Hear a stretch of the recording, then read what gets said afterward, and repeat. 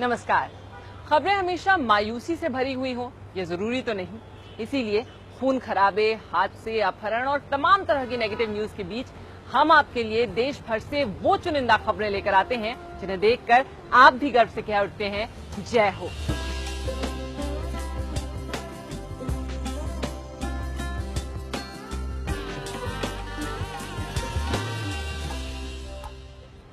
रफ्तार के रोमांच को महसूस करना, बर्फीली हवाओं से बातें करना, पहाड़ी रास्तों पर बाइकिंग का जुनून, ये शौक किसी महिला के तो नहीं हो सकते। और अगर वो शादीशुदा हो, 2 बच्चों की माँ हो, तब तो बिल्कुल भी नहीं, या शायद हो सकते हैं। ये कहानी देखिए और आप खुद तय कीजिए।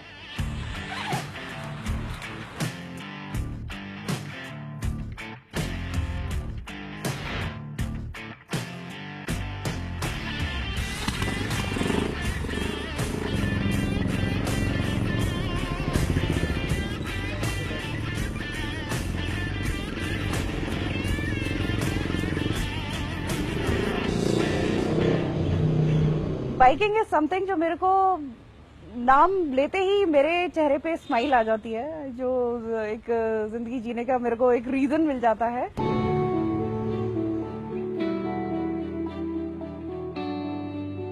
ऊंचाइयों को फतेह करना,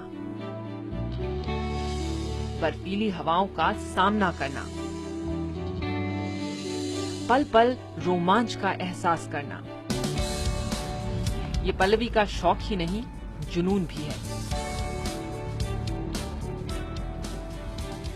पल्लवी फौजदार, ये नाम उस शख्सियत का है जो एक माँ है, एक बेटी है, किसी की हमसफर है, एक दोस्त, एक बहू है। लेकिन इन सब के ऊपर ये वो हैं जिन्होंने देश का नाम रोशन किया है।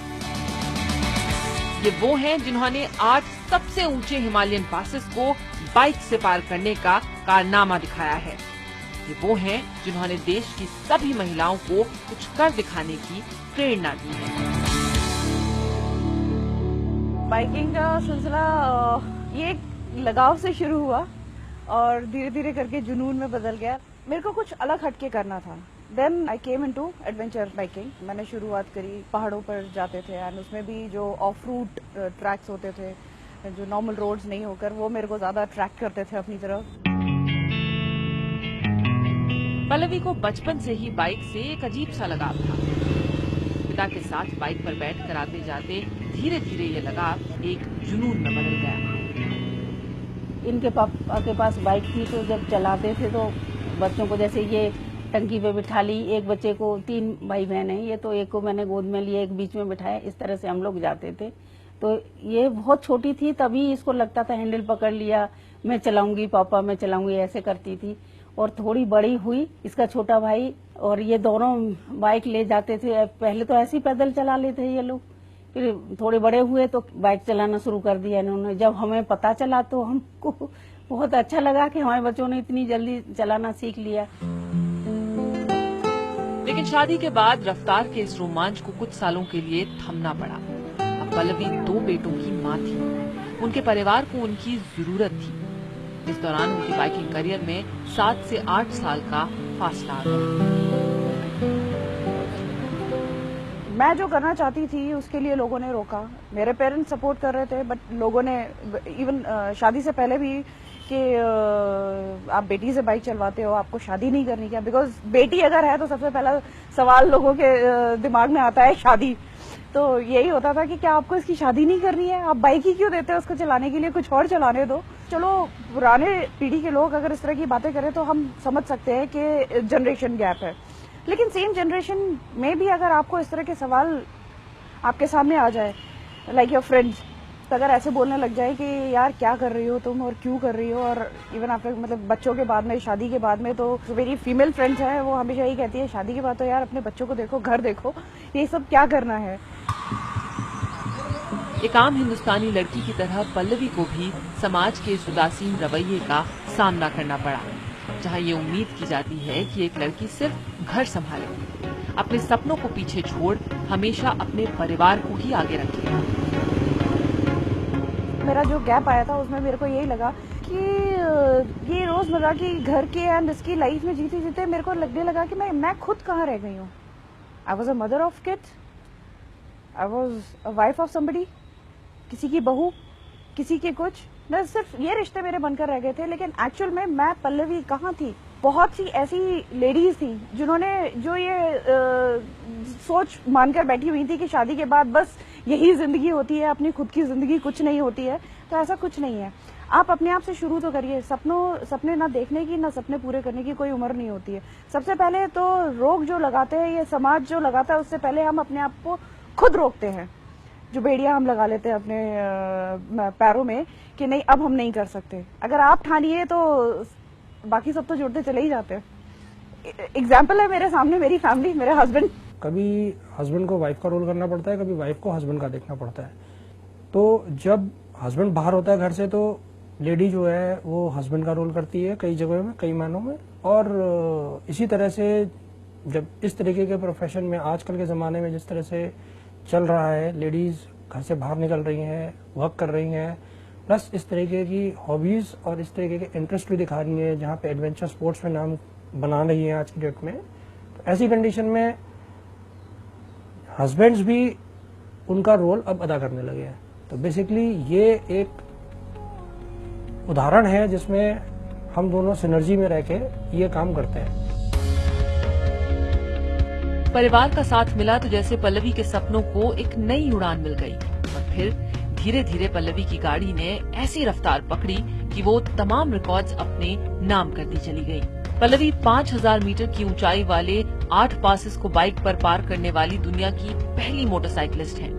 हिमाचल, लेह, लद्दाख और कश्मीर घाटी से होते हुए उन्होंने 3500 किलोमीटर का रास्ता एक साथ तय किया। इसके लिए उनका नाम Limca book of world record में भी दर्ज है। इतना ही नहीं, 18,774 फुट पर दुनिया के सबसे ऊंचे और मुश्किल पास माना पास पर पहुंचने वाली पहली मोटरसाइकिलिस्ट के तौर पर भी उनका नाम Limca book of world record में शुमार है। When we talk about difficulty, I think everything is in your mind. The way you want to take it. अगर आप उसको समझेंगे कि मुश्किल है तो वो आपको मुश्किल नजर आएगी। हालांकि इस रास्ते में मुश्किलें बहुत सी आई, लेकिन पल्लवी ने किसी को भी अपनी राह का रोड़ा नहीं बनने दिया। इन मुश्किलों को पार पाने के लिए उन्होंने पूरी तैयारी की, बाइक रिपेयरिंग का कोर्स किया, कोई हादसा होने पर सर्वाइवल टैक्टिक्स और नर्सिंग, ये सभी सीखना इस सफर पर निकलने से पहले उनकी ट्रेनिंग का हिस्सा बना। ले पहुंचने के बाद में जब हम खारदुंगला पहुंचे, इट वाज अराउंड 515, जो अबव 5000 मीटर है। वहां पे पहुंचने के बाद में